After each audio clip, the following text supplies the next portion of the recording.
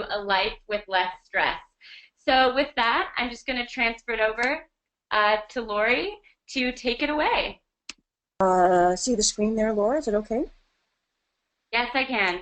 Great. And just so you know, I can't actually see your dialog box, so just feel free to interrupt me at any time because I'm not going to be able to toggle between the screens. So I like the fact that we're just really casual, so it's good. Don't worry.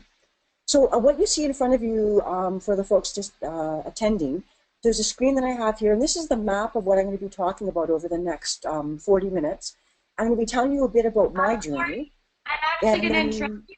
Laurie, yeah, I yeah. actually can't see your screen. Oh, okay. That's, you can't see the, there we go. There we go. How about now? Yes, perfect. Good. All right.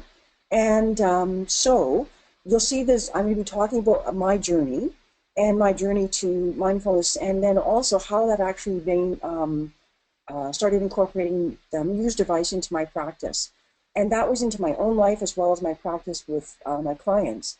And then I'm going to be talking about individual clients and Muse and group clients with Muse and people with First Nations, and then some just amazing stories that have really happened from this whole journey together. So I'm going to start first with my journey. That's actually a picture of me just taken recently in the entranceway of my house with a picture of a scene in my favorite canoe. So there you go. So in my journey, I'm jumping way ahead. I went to medical school as a physician in the 1980s, and that was in Dundas. And so just I want you to think about yourself. What's your own journey? What brought you here tonight, and what brought you to be interested in actually taking an evening of your time to learn about this? And I think it's really important as I'm going through mine, just for you to think about yourself.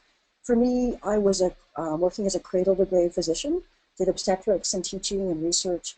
My office was an old stone building and very nestled into Dundas and very collaborative. There were lots of other practitioners there. And unlike I think many people experience different doctors kind of different. I think many of my colleagues had different ideas, but I was very collaborative. And I worked with whoever my patient says was their circle of care. So I worked often with doctors, chiropractic, naturopathic doctors, many different professionals. And I think it was just a wonderful part of my practice. And in fact, I actually was able to incorporate some of those other skillful professionals into my teaching. I did work in medicine and psychotherapy, and also had the chance to teach nurse practitioner students and was a consultant for Ministry of Health. And the reason I'm telling you this is that I was one of the early people who ever had an electronic record in my practice. And people were really up in arms about nurse practitioner students.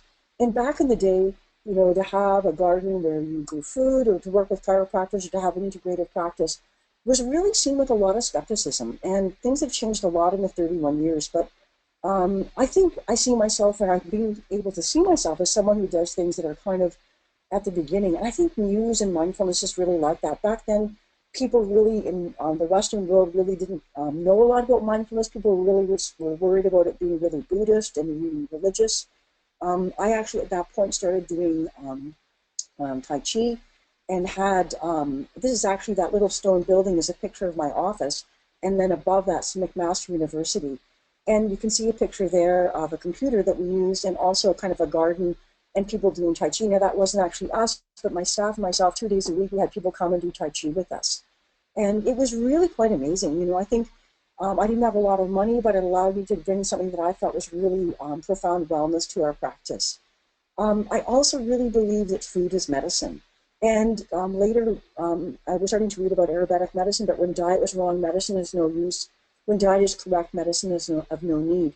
And back then, so many of our trainings as doctors really didn't include much around nutrition. And I really was very concerned about that because I really believed it was so fundamental in our wellness. And probably many of you, I don't know where you're practiced from, but many people from other professions really knew those things. And I have some pictures of things from my garden there and myself on my little electric car now and buying plants and getting lots of teasing about having chickens and stuff like that. So I had a medicinal garden. I started taking courses in acupuncture and then also was reading about Thich Nhat Hanh, whose picture's there in the middle on the left. And one of the handouts I prepared has some information from him too. And what I started to realize was the role of stress. And I know last session we heard about this too, which was just a wonderful talk about urbanization and light and processed food. And what kind of things do you find are part of your stresses in your lives? And what do you find that you're doing in terms of making food and healthy choices? And for me, you can hear from my voice, I talk quickly, I'm very light, but I really felt like the rabbit in Alice in Wonderland with my work and how much I was doing. But the desire in my heart was really to try and make change in other people, but realizing that really, like I have in that picture from Gandhi, be the change you want to see in the world, and just the challenges I was facing, and I'm sure you folks are facing, to try and live a life that has positive things in mindfulness. I had some amazing opportunities. I went to visit the Dalai Lama and saw him speak in Boston with John Kabat-Zinn and taking object relations therapy. I had a lot of sad things, like many of us. I've had grief and loss in my family. I had a very sad divorce, and a lot of disappointment. And I felt that a lot of that really became like the picture in the bottom of kind of going into the earth and then coming back out and really good things growing out of that. I saw the importance of community, pools and parks, and was part of a group against environmental pollution, and we just made huge changes. But I also realized myself that being part of the Church of the Great Outdoors, as I called it later, really helped me heal in the power of forest and healing. And out of all the things that happened, I ended up making some really profound changes.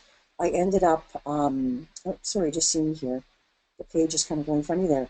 I ended up really learning a lot from John Kabat-Zinn's work and the Dalai Lama's work.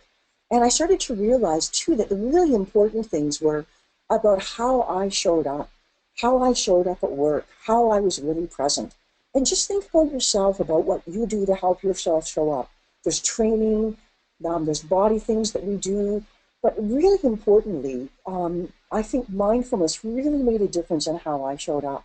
So if you guys would just stop and think, how many of you have actually taken training in mindfulness-based meditation, like formal meditation? Just write in the chat box to Laura how many of you, and she's going to add that up and tell us.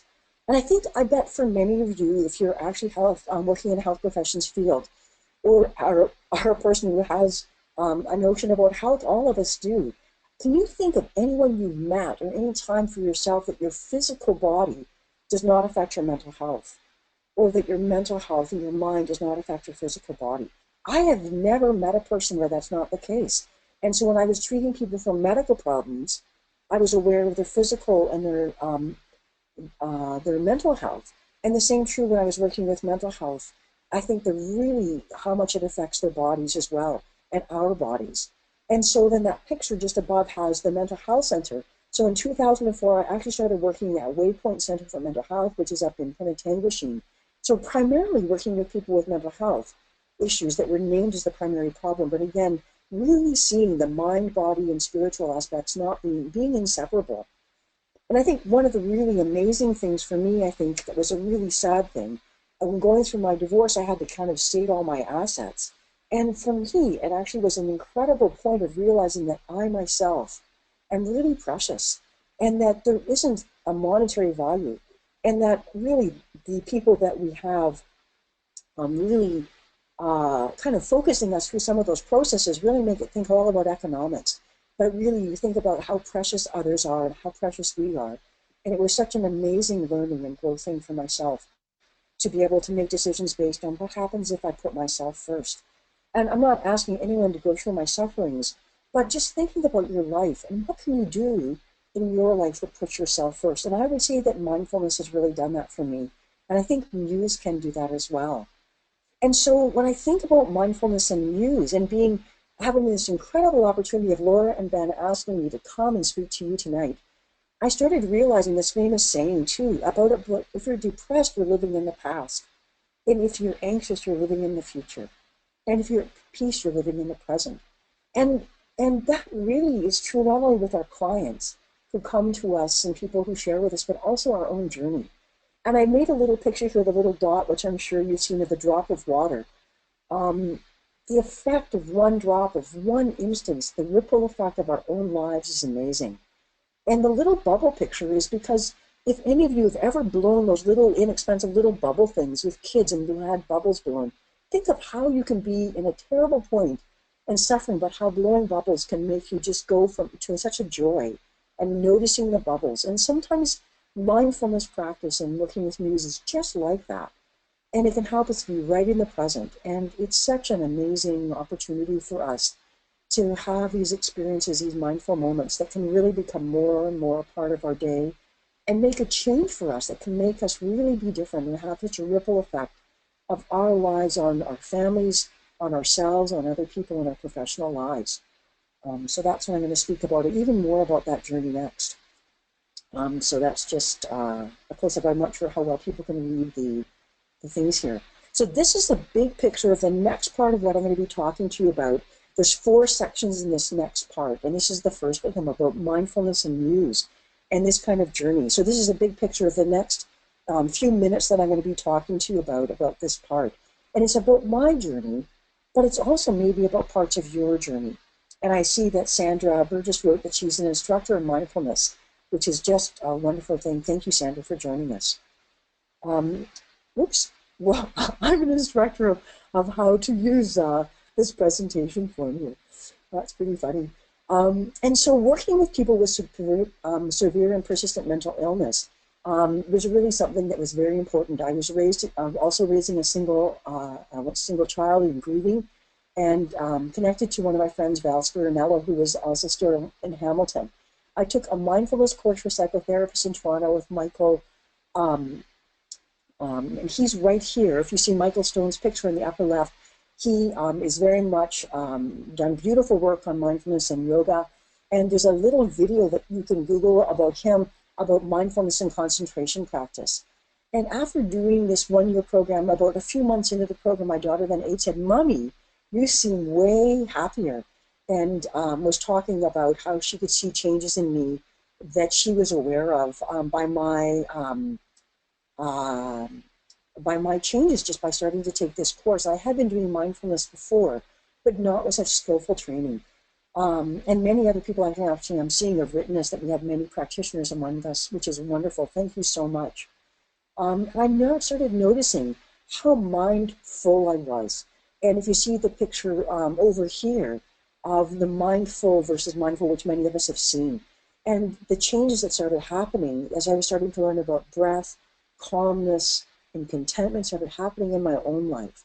And being able to see how breath could bring me back for the mindfulness on the cushion, but how that would often happen in my day-to-day life and my practice. And I started really seeing and incorporating things like washing dishes, reading stories, walking outside, paddling, so many different things that really were many, many opportunities for me to be on the path.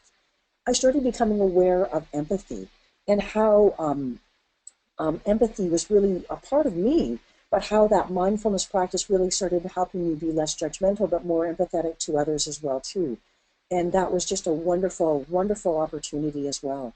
I think the other thing that really happened, too, was that our awareness and studies that were coming along then really showed us the purpose of thought and attention and the qualities of mind that could be really developed with mindfulness. Genetic changes, disease-causing inflammation. I think probably one of the most profound things for me is that as a doctor who can prescribe a medication, that we might see the effects of that for a time. But there's evidence-based medicine showing that mindfulness has changes that last, and we can see those benefits 2 years later after a mindfulness-based stress reduction course. I think that's just astounding. I don't have a drug I can prescribe that can cause and have a change 2 years later. I think that's just profound. And I think also, our society for the first time has less mindfulness than a goldfish at 9 milliseconds. But mindfulness really increases that. It also, I was going through lots of change at Waypoint, and it was a very stressful environment. And so I decided to make some changes and look at what I was passionate about. It really helped me, I think, be more emotionally aware, emotionally intelligent, but I think also understand about emotional intelligence and actually be a better clinician. I was involved as the president of the medical staff as they were going through hospital divestment, which was so stressful. And just think about your own lives and stressful things in your own lives that you can face and how mindfulness has changed those things for you. And I'm telling you those things to think about your journey and how this really has an important aspect in the lives of others. I put a picture of my bedside and the cushion I was using, pictures of paddling, and my daughter You know, I'm not going to paddle like you, Mom, in white water. I'm going to be in a kayak with my Chihuahua, and just so funny how our children choose similar, but the very different things. It's just so funny, and so wonderful. I was at the hospital again as I'm a physical doctor in a psychiatric hospital working as a psychiatrist because of my training. And Jacqueline Duncan and Mary Lemuel had already started a metabolic syndrome program. There was a bit of an error in the bio about me. So I was actually walking into their program that they had started, and actually they'd received an award. But in taking over their program, people actually asked me to incorporate mindfulness into the program. And adding mindfulness to this 11-week class, people wanted more and more mindfulness. And we're talking about people with the most severe and persistent mental illness you could have, who are now, at this point, out in the community. I started working with First Nations group and started working with Chigamik, and then that led to the beautiful opportunity to be with Moose Deer Point for 3 years in the Georgian Bay Native Friendship Center and Beausoleil First Nation, working with elders there to develop this wellness program, but including mindfulness. And then had some interactions with Dr. Roger McIntyre, his metabolic syndrome and mood disorder work. And that was just such a wonderful opportunity. And I also had a chance to work with community treatment orders with police. And this led me to going to Vienna. And actually I met, so you'll see two pictures on the top on the left, Michael Apollo and Michelle Chabon, who were there at this presentation talking about mindfulness and police work and other things that they're doing, just brilliant and beautiful work. And here I am hearing these people from our own community just talking about what they're doing. And the other part was then at the same time hearing about this Mindful Society conference, which you can see on the right in the middle, that was on May 13th to 15th, 2016. So I decided to come to this. And at the same time, the wellness class, I was starting to now do a class for adults.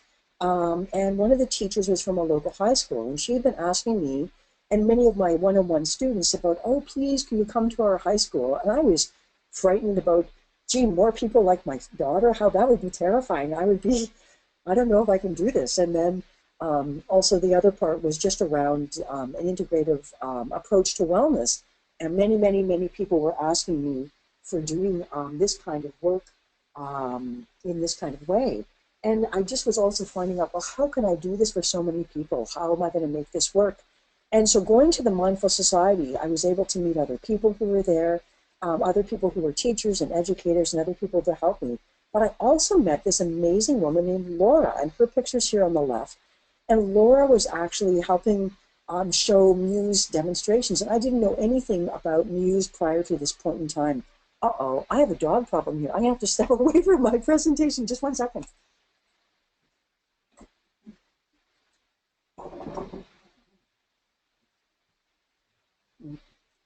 That's very funny.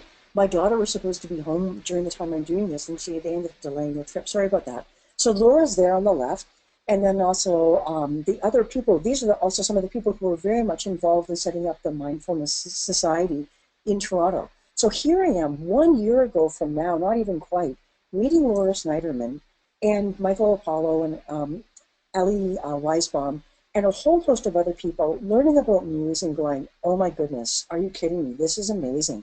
And so Laura actually let me try one, and then she had a little class that she had. And I also met some of the other people who were there. I met John Carson here at the bottom, who actually was talking about his work with police. Isn't that an amazing picture when you think about the police and mental health? And there they are practicing on cushions and doing this as part of their cadet training before they actually went into their further work.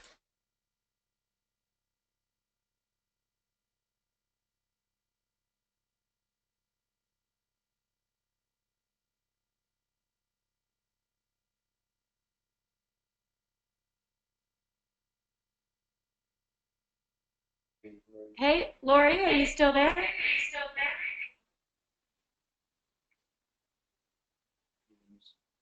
Hello? Because I could see many people couldn't really get to a mindfulness-based stress reduction program, or many people were really unable to attend certain programs for all kinds of different barriers because of the geographic area where I am, and then just trying to deliver mindfulness to so many people. And one of the things I started really realizing very quickly is that the mindfulness tool and the Muse tool that we had available to us really was self-teaching, because there were instructions embedded right into the material. There were really good instructions about how to follow. It allowed me to take care of more people at once and to really service them as a group and to help with their understanding of mindfulness. So it was just the perfect opportunity for me to have a device that really, oops, I see Laura saying she can't hear me. Can you hear me now? Uh-oh. Yes, you just cut Oh, out for a little bit, but it's all right. okay. Is it back on? You can hear me now. What part? There's a lot that missed, or should I just continue on? I think probably you can just continue. Huh. Okay, I'm so sorry. And so then what started happening is that I started actually starting using Muse in different communities. So you'll start to see here, the picture on the right, the class that I was working with. So I started actually using it in my class, and I started starting to use it with my clients individually after the training that I'd had, because I started really seeing how amazing mindfulness was, but also the tool itself allowed me to do it with groups in ways that I haven't been able to use before. I just want to take, before I go from the slide, Muse has also gone on and starting to incorporate it into glasses that allow it to be used for people like athletes as well, in a way where they're not wearing a headband. It's much more inconspicuous. Just Laura, checking again. Can you hear me now still? Is it okay? Yep. Okay, great. And so this is a picture of the classroom here. So one of the things that started happening in the high school is we would use Muse. People would come into the class. I did a demonstration on how to use it. And what they did is, once they started having it on the phones and had the basic parts of what to do, which I'm going to explain in just a couple minutes, then they were able to then have those devices available to them every day when they came into class, 3 days a week with me. And then they would use that as they came into class, as people kind of were walking in. And then they would finish once everybody was there, and they'd use for about 5 or 10 minutes. Then we would go on and do the class part itself for the rest of the 60 minutes that we had available. If we were doing yoga, I carried a bag of them to the gym, and then we would all, as the kids were coming in, we would all just come in quietly and muse before we started doing our yoga or whatever we were doing that day. And you can also see right there that they made a presentation about sleep and stress and mindfulness, and you can see that they talked about mindfulness and the Muse that they had been using. And we're very proud about the technology that they had and what they were doing. And I also was able to use it in the class one-on-one with the students, meeting with them. And also they were able to look at their own scores and their own data if you've used Muse. How many people here, could you write in the comments, are actually using Muse yourself? That would be great for me to know, just so I can respond back and give more information depending on what your needs are. So now I'm going to be talking about mindfulness in individual clients, and then following that I'm going to be talking about mindfulness in groups. And so in mindfulness with individual clients, and I'm actually just going to check again, Laura, you're still able to hear me okay, eh? Yep, sounds Yep, great. Good. And so in mindfulness with individual clients, what I find myself is, how do I keep myself well focused? And I think, like all of my psychotherapy training and the other things I'm learning, is that I need to look at myself first and look at my life and day and think, where can I use more calm moments, setting intention and time. And for yourself, setting time in the day at the beginning, using Muse to remind you, using it sometimes at the end of the day, or sometimes in between clients if you're going to have a very difficult case. I think that can really make a huge difference on what actually happens and how you show up. And those experiences that you had, as Dr. Patel was telling us last time, can actually really be shared with your clients, so that when you're doing that work with your clients, that is something that you can share with them that is really powerful about what you're actually doing and how you are actually being in your day-to-day life. But I think it also makes you a better practitioner. And then which clients? I found one of the problems with the mindfulness stress reduction courses is that people weren't really able to attend. And I found that many of my clients really needed one-on-one help. And so I found that it could happen right in our interactions, very simple with the Muse. I often had one in my waiting room, and people with instructions, once they knew simply how to do it, could often take time to Muse before sessions, which I found them, if they were busy and arriving, would allow them to be more calm and prepared. So that meant having a device that was charged, sometimes a phone that was paired and ready, or even helping people with a demo session with Muse. And I think so far it's seemed that about 6 people are actually using Muse so far. So that one question about setting up, we have issues of connection and with interruptions during the meditation. So essentially not having interruptions during the session or during the meditation. What I found is the best thing in working with clients is having everything right there. So if you have a device yourself that's charged, that's all ready to go. One of the things is I find I don't get interruptions if there's steady Wi-Fi and it's already your own phone or your own app. So I just had my own stuff there that was really reliable. I actually ended up buying used devices. I went down to the store in town that had some used devices that had them already there for me that I could buy. It was like a used phone app store. And I also had a one-pager information that was ready to go. And I just found that those things just really resolved those problems. I rarely found problems in my office or in my clinic if I was able to do those things. I made a one-page thing about what to do that was really relevant to their goals for people when they left, and I would just make their own goals right on the sheet that was about the mindfulness and about the Muse. I also had devices that they could borrow and had a sign-out sheet for them that would also make them responsible if something happened to it.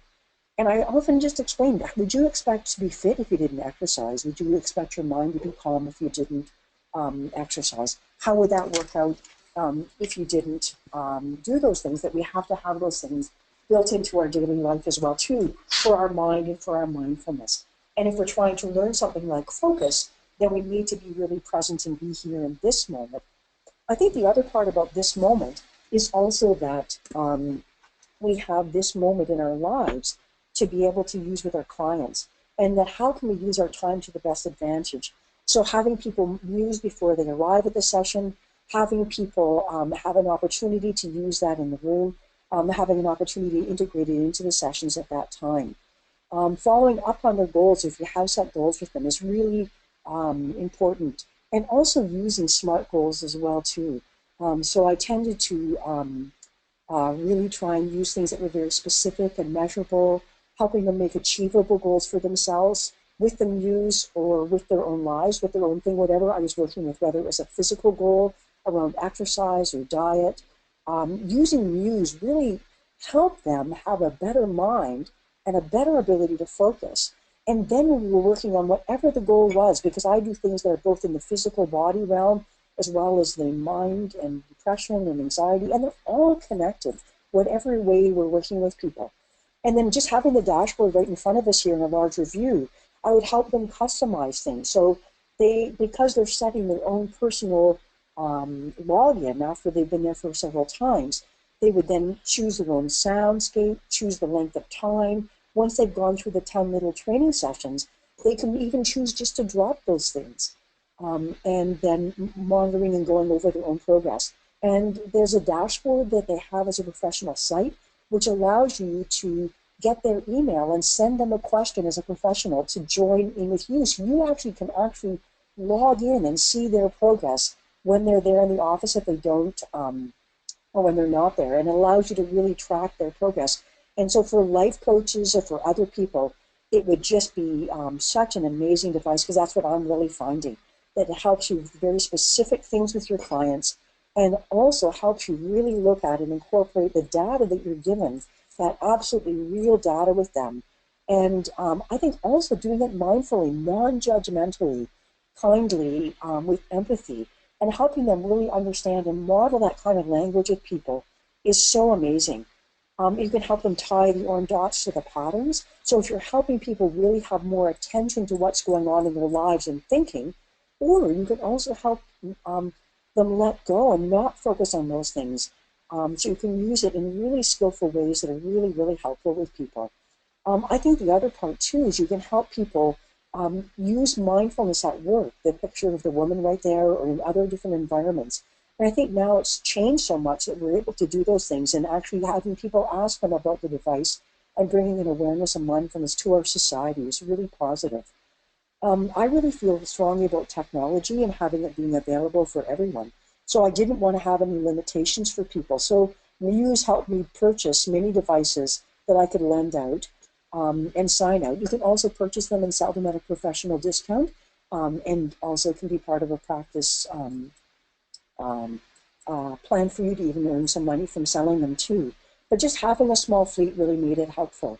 People can also use other things like YouTube mindfulness or Michael Stone tapes or Insight Timer, other devices, so they can use them using your practice, and then they can do other things at home as well too, like traditional mindfulness. But make it directed in your practice to a purpose with individuals. Use some kind of record system and follow up with them. And remember, things like rapport, empathy, open-ended questions, using motivational interviewing techniques yourself with your clients really helps them make positive changes, using things like choices and changes from the Institute of Healthcare Communication, or MINT. Just like the image of a cloudy glass of water, which can be way more clear and calm, will help them focus on decisions they're making and move ahead.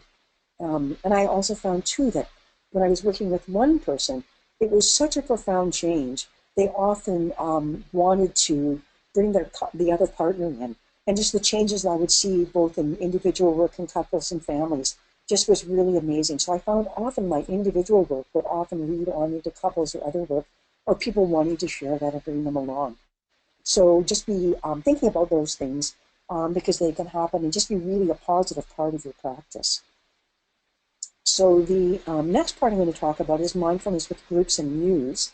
And so the group that I was most experienced with was with the high school class. And so it actually became embedded into the class itself. And I found that in my past experience, that in my office I have cushions and I've tried formal meditation, and I still do that. But I have found that working with Muse and other devices is really wonderful, because as part of the teaching, it really helps people really be on their game more. When I was working with athletes, when I'm working with people with weight loss and mindful eating, it really helps them see their progress and see changes that happen, because people get really focused on weight or other things. I found with people with depression that I was also following Hamilton depression scales and other changes, and people would notice changes that were happening to them with musing, and that was really quite amazing to see those other changes. I also was noticing changes that happened with sleep because of mindfulness, people reporting changes in parenting and other things. Mindfulness can be with groups for fun. You could run a session for mindfulness just for the fun of it. Although I do know there can be frustrations if there's disruptions and absences in classes, because if you're moving along and you're using something technical like Muse, then it's a little bit different than someone just showing up on a pillow, because you have to then work with that client and get them up to date on how to log in and what to do. And the first class takes about 10 or 15 minutes for the first-time users. And then if people come along after that, I find it's really maybe 5 minutes, and then a few minutes after that if we're getting into the class. But really within about 2 or 3 sessions, people just kind of come and roll right along. So if you have someone who's missed the first class to join your Muse class, you would probably have to have them come ahead of the class so that they would be caught up. And that was something I learned through the groups. And as a one-up session, musing is really fun. I just did that with the Wendat Community Health Service staff, and then did a one-up class with their students. It can be also something about mindfulness or Muse, or it can be a great way and beautiful dimension to add ahead of your class. So you could do it ahead of a sports event, or ahead of a yoga class, or something where people are gathering and using mindfulness as part of the group. I found when I was using yoga, when I was working with youth, they were really, really phone savvy. And so it was generally really okay to work with them, although some of them did need assistance depending on their own skill with the group size.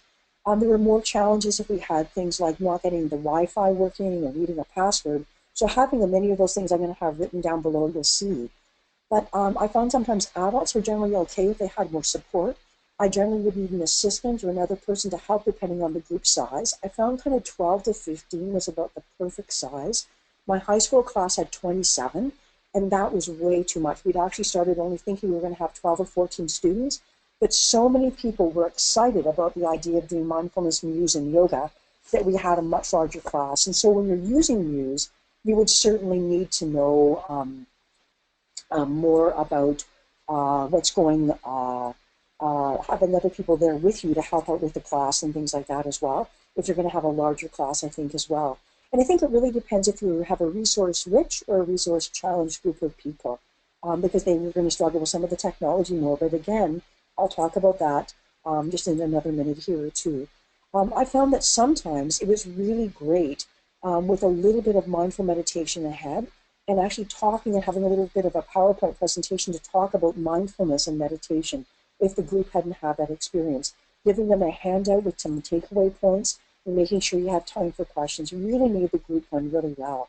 And so again, this is in an education. I've used it with health, with people with severe mental illness and persistent mental illness, and just making the class really more relevant. I've worked with professionals in my profession of mental health, and I've also am just getting ready to work more with police. So then out of the schoolwork, what happened, and be prepared for this, is that people go, well, choose me. What about me? Can you do this with us? So we had teachers, more schools, people wanting it in various ways. So the Georgian Bay District Secondary School used this just recently ahead of their exam time and had a little room where people could go do or go do musing or go do mindfulness before the exam. People have used it now, as I did ahead of a class. I did Wellness Wednesdays with St. Teresa's and did it as part of the yoga. And then Le Caron, the high school here for French, is actually made a meditation room where I'm going to be donating to Muses, and they have some other things there for mindfulness. And I'm going to be coming in with the full school and talking about that so that everyone's aware of how to use the devices as a whole school, but then can use them themselves. And so right here in front of you, you can see some pictures of what I've done. So that's my kitchen counter, and that has the Muse devices with plug-ins. So they're the one on the left, they're all charging. And each of the little cases had students' names on them, and inside had the things that they need. Because when I was going to a class with 27 students, I wanted to make sure that each one of those students had the things they needed, so when they arrived, they were ready to go. And then I had the second picture bags, so I could carry them, because 30 Muses is a lot to carry. And then the third picture, the charging devices I had to buy some other USB chargers, because they all come with cables, but I needed to have some chargers and ways to do that. And then the picture on the right there, the phones that I have 10 phones to use, and then other ways to charge the phones then. And then the bottom picture in the center is the boxes. So I bought the carrying cases. Actually, they gave me carrying cases to help out with the class, which was just wonderful. And then I bought some more for other people themselves for my own office. But so having the little boxes ready with hair pieces, and the phone or device with headphones. I always had extra on hand, so if I'm running a class and people forget them, I try and get them to have their own. Make sure you have Wi-Fi and an internet password for it, a charging system for the phones. A sense of humor goes a long ways. And then afterwards, a system to clean up, a system to make sure everything's there as you're packing up, a system to store things and keep things safe between classes. In the cold weather, you can't leave them in the car. And a system to bring things for each needed event. So those were all things that I found that were barriers or things like hurdles I had to jump over. But now that I've got that system in place, it really isn't that hard. It takes me about 2 hours a week to charge everything and get everything back in time, and that would be something that would be easily a delegatable event. And with the First Nations class that I've just started working with at the very first set of February with Muse, it's a little bit different. I want to talk about some success stories early on. John Rice in the picture there talks about how all ceremony is mindful. And I think it's really, really important to realize that their heritage is amazing, and their history is thousands and thousands of years. But my experience is very short. And so I'm also uncovering my own story and finding out about my own First Nations ancestors. I'm certainly aware that many people I'm working with had a very deeply turbulent recent past, but have an incredibly rich and beautiful ancient past, which is just so beautiful. In the rooms that I'm working with, it's one room. It's like a small classroom that has grade 9 to 12. There's more barriers. People arrive irregularly, and the attendance is irregular. Some people have phones, Wi-Fi access. Some people don't have any email. And so it's dealing with other distractions as well for them inside themselves. But in spite of that, I'm trying to let go of my formal way of working with the group. And so I just have them there. And I've taught a little class. And as people come up and want to know more about it, I share them with them. I have them there at the beginning of class or for people to use throughout the session. And so I've made it a lot more loose and a lot more relaxed. And that's just been wonderful. So one guy who's I now found has had really serious problems is talking now, this is now, what are we, a month in, about this week and about helping is more helpful in class. And the teacher saying, I've never seen him that open. Another young male student about pouring his story privately after our session outside with me. I'm honoring the other work to do. The top picture on the left is a picture one of the students painted. We made drums last week, a lot of handwork. It's all mindful work. And so it can be something that they can go from that work, but just honoring the things that they're doing. And what I'm doing is having it to work with other activities. The pictures on the right, I made a paddle myself. I'm going to be bringing paddle making to their class. And I just finished making a birch bark canoe with some other training, which has just been amazing work that I hope to bring to the students and honoring their own journeys. And I think no matter what we're doing with our clients, it's honoring their own mindful experiences. And so the last part I'm going to just share is a couple stories, and then I'm going to go to your questions. And so in these stories, I want to share a story about a gal who's over 400 pounds, severe anxiety, and mindfulness helping her step by step to be able to be more active and eat, and actually helping with our meal plan in our class and even showing up. And one student in my high school class at St. Teresa's had severe learning disability and was very shunned, never really with other students. And she has the amazing high scores I've ever seen consistently. And I shared those with her from the dashboard. And then she started to change, started to have better self-care, started to sit by the front, started to be involved with the other girls doing the yoga class preparation. The change in her presentation, it was so amazing. The other story I want to change is the teacher who I've been working with from my own class, then after 2 weeks had to leave for maternity leave. And this is me, Laurie, going, oh my God, what am I going to do? I'm so anxious. And Muse really helped me. And the second teacher, who had no associations with the subject, was very, very skeptical about the class. And by the end, she was telling the class of the changes in herself and about her stress and the changes in her husband. My kids have, another teacher saying, my kids have such a short attention span and are troubled. I need 2 muses. And then she came back after Christmas saying, they are way more mindful than me. And now they're asking me to muse. And at home, the home is more calm, aware of the patterns of home and changes that she had made. And changes in her husband, who had not been sleeping with him using, started sleeping for the first time in years, and all the changes that happened in their lives and home because of bringing Muses home into their lives and actually bringing mindfulness with technology in ways that really wouldn't have been accessible for them at all. They wouldn't have been able to get through a course, weren't probably likely to go on to a cushion and use traditional mindfulness. And I think for many of the students, what I saw in working with them individually were these kinds of changes that happened. And I just think that even though this technology can be a barrier, if you are able to have it in your office or have it and bring it to yourselves as professionals and bring it to your clients, it really has the opportunity to see really humbling changes that I think are really, really profound. So now we're going to go to you guys, and I want to have Laura really help us some questions that you may have for me, or that she may have for me. So I'm going to turn back to you now, Laura, then. Thank you very much.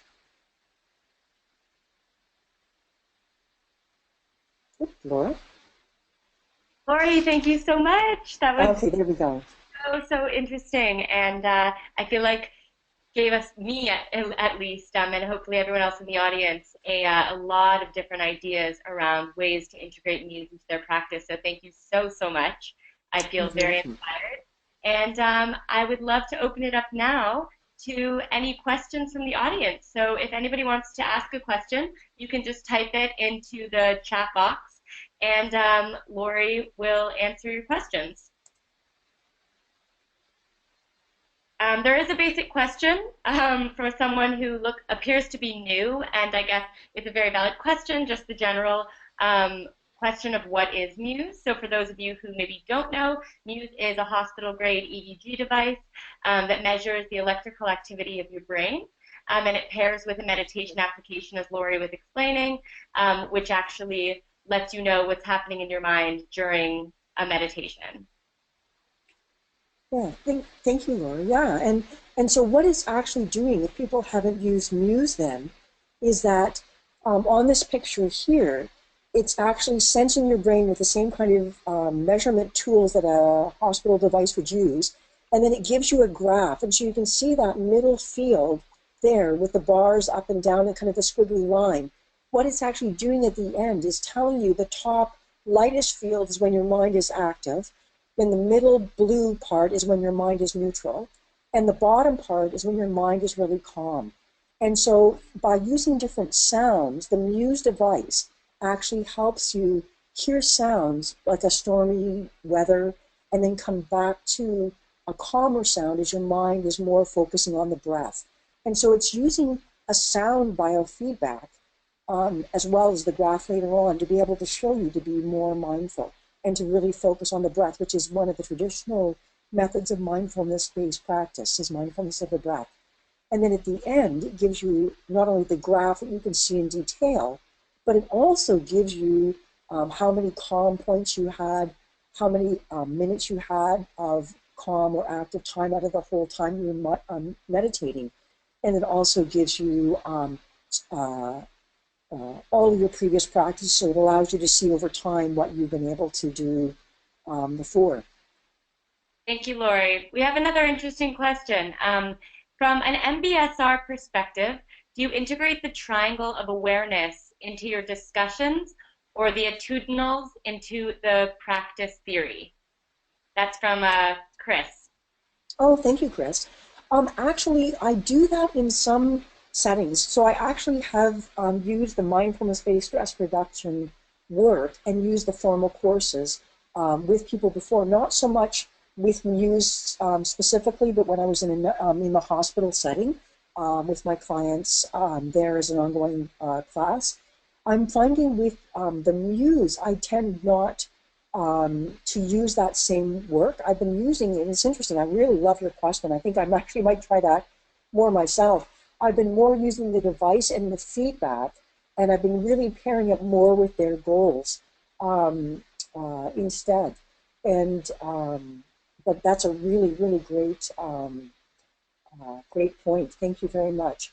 Because the idea of awareness and the different parts that comes out of the mindfulness stress reduction training has a theory around how to integrate this for the students and understanding their own mindfulness, mindfulness thought.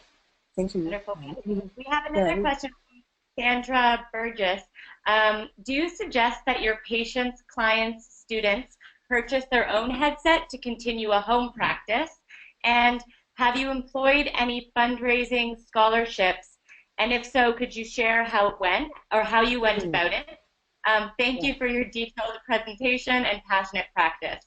Oh, thank you so much. Yeah, I really, it's just, well, I mean, the thing is, if you just go do this, and even for a couple of days, you just can't help but come home and feel happy, because it just really helps you be, you look and are really so much more skillful using good technology that just helps you really with your clients be better, better, better. And I love like the Institute of Healthcare Communication talks about what went well and what could be even better yet. And I just found it helped me be an even better yet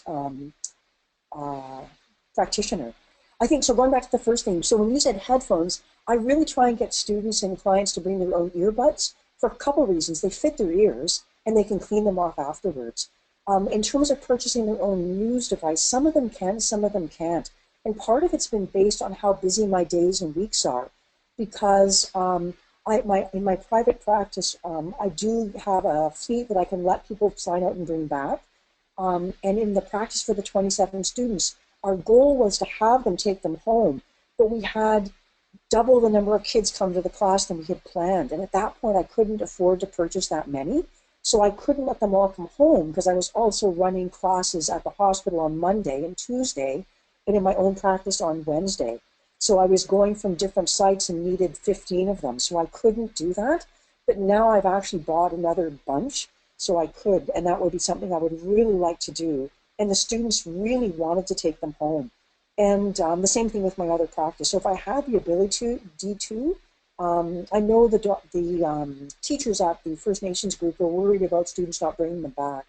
And I think they would know the situation a lot better. And I guess I could be concerned if people, would they have to bring me a visa card? But what I do, I would have to come up with that idea on how I would solve that. But under my own practice, I've never, ever had a problem. And I really felt the students were so respectful of the devices and my mental health practice as well too. But I know in some of the practices and things I've worked with students who are really struggling with drug use and have a need for money. I guess that would be something we have to be very careful about. I'm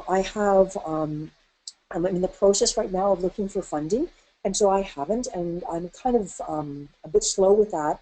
I know I have applied for funding with some of the paddling work that I'm doing with students, and we have some support for that through the Canadian Canoe Museum.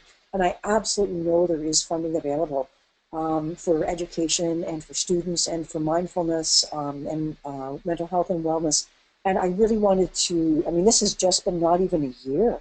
And I'm also been connected with another high school in Saskatchewan and some other schools in the area. And what I would really love to do is do a pilot project that's with the Francophone school, the general school, and the First Nation school, and the Catholic school.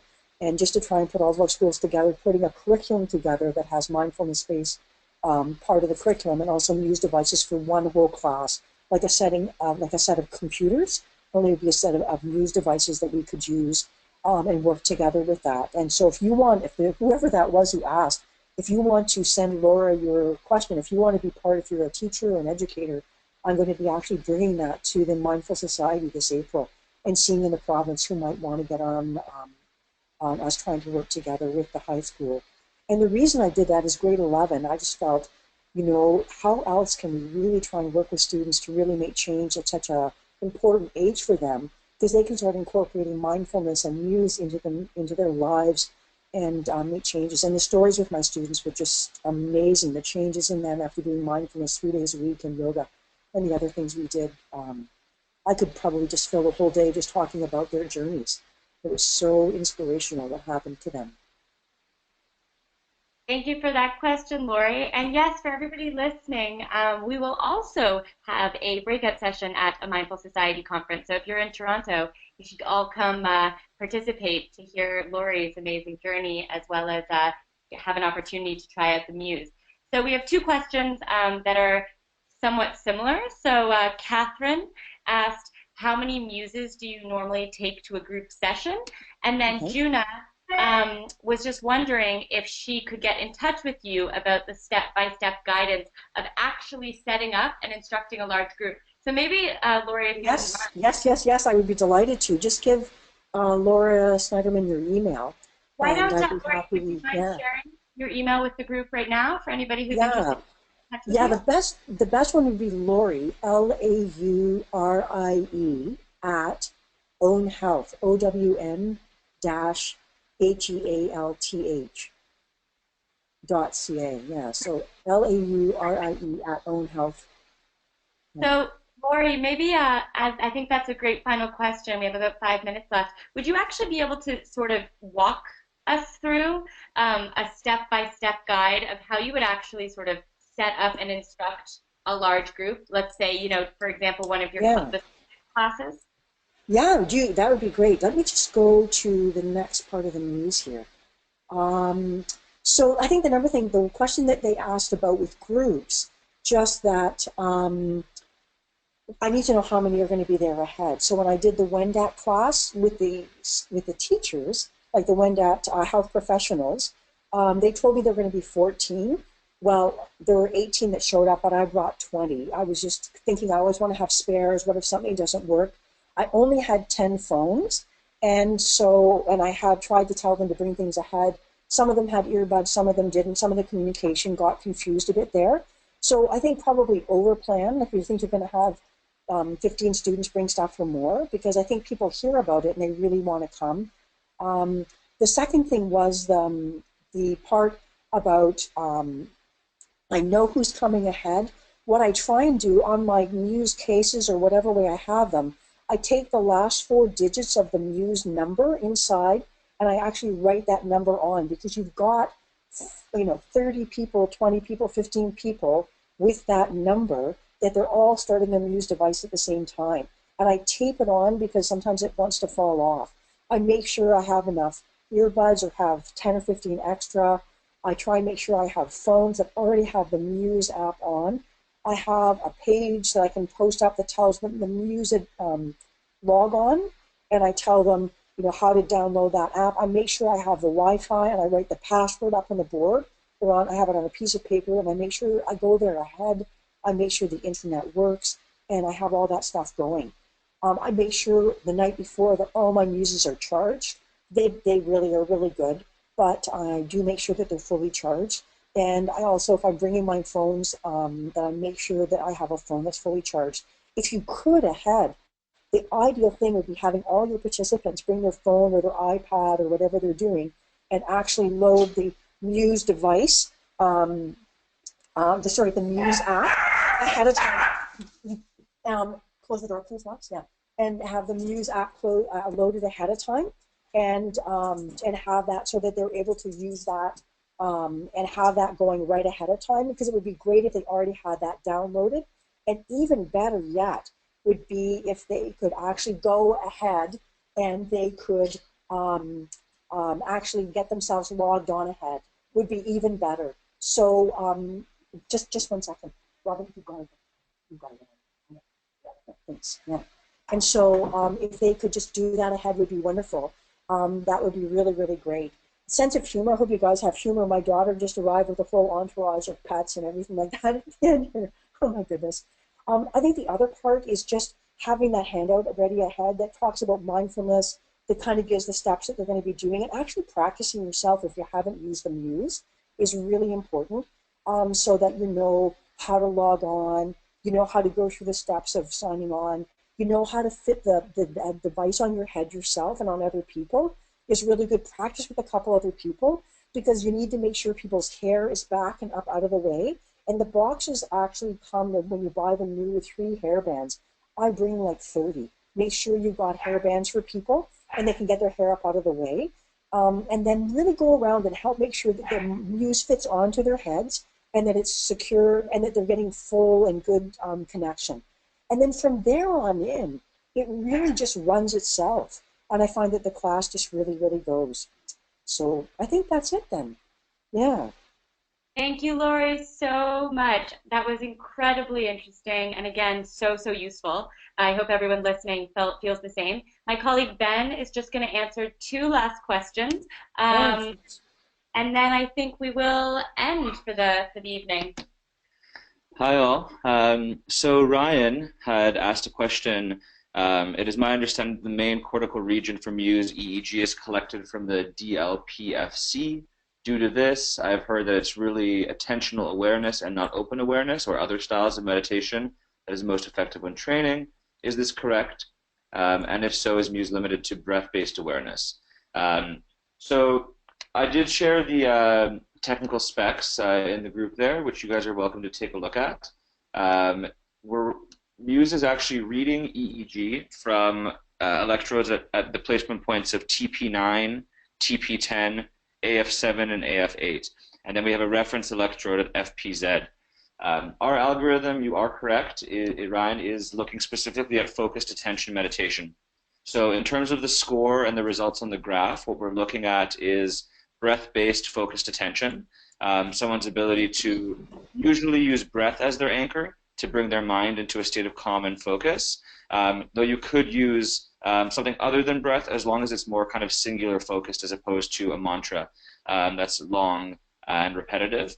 In terms of open awareness, the algorithm itself for Muse and the scoring metrics is not tuned to open awareness. It will often pick that up as activity, but that doesn't mean that you can't experiment with doing open awareness and doing focused attention and seeing how that changes your score during the meditation itself. We have chosen to use focused attention meditation as the main type that our algorithm focuses on because really most people are using Muse as an introduction to meditation. And really focused attention is the most fundamental skill in kind of using your breath to better understand how you can then, once you've mastered that, take your attention to other places like open awareness. That being said, there's also another question from Debbie which talks about the birds. So Muse itself is actually reading a full power spectrum of brainwaves. We're not focused on one specific power band. The birds start to chirp in the application when you're able to keep yourself beneath the threshold of being in a calm state for 5 consecutive seconds. That calm state will be different for different people because it's all dependent on that baseline that we do at the beginning of the session. But basically, within the application, calm, one of the regions within our graph, is the byproduct of being in focused attention. And the recoveries that you get on the metric are basically a result of any time your mind has wandered into active and you've been able to realize that through the attentional loop and bring yourself back into the neutral zone. So really, as you practice, the goal is to have lots of birds, and in the beginning, lots of recoveries. We're going to, Laura and I will be sending out an email next week where we're going to actually invite all of you to ask whatever questions you have in a general Q&A about the product itself, and we'd love to field any questions that you guys have, and we'll do that on another webinar. Also, we want to send out a reminder that we're opening up all the webinars to being really immersed in our community, so that includes you. And if any of you listening are interested in hosting a webinar, we would love to hear your experience with Muse, your applications, any protocols. And again, let's all just give a big warm thanks to Laurie. Laurie, thank you so much. We all learned so much, and it was such a pleasure connecting with you. Thank you again. Yeah. Good night. Good night.